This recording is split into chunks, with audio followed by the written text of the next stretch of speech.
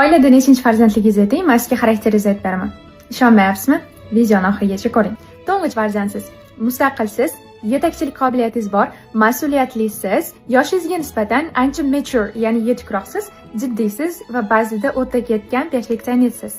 O'rta farzandsiz, kirishimlisiz, diplomatik qobiliyatlaringiz bor, oiladagi hammani yarashtiruvchi sizsiz.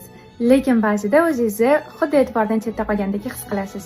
Kenja farzandsiz, sho'xsiz, ijodkorsiz, tavakkalchisiz, har doim e'tibor markazida bo'lishni xohlaysiz, boshqa farzandlarga qaraganda ancha xotirjam va erkin yashaysiz. Yolg'iz farzandsiz, mustaqilsiz, yoshingizga nisbatan ancha mature, ya'ni yetukroqsiz.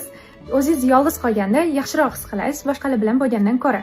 Goal orientedsiz, ya'ni bitta maqsad qo'yasiz va nima bo'lmasin, o'sha maqsadga erishishga harakat qilasiz.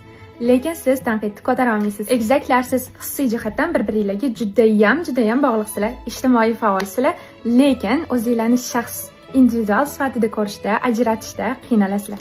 Xo'sh, nechinchi farzandsiz? Qaysilari to'g'ri chiqdi? Kommentda yozib qoldiring.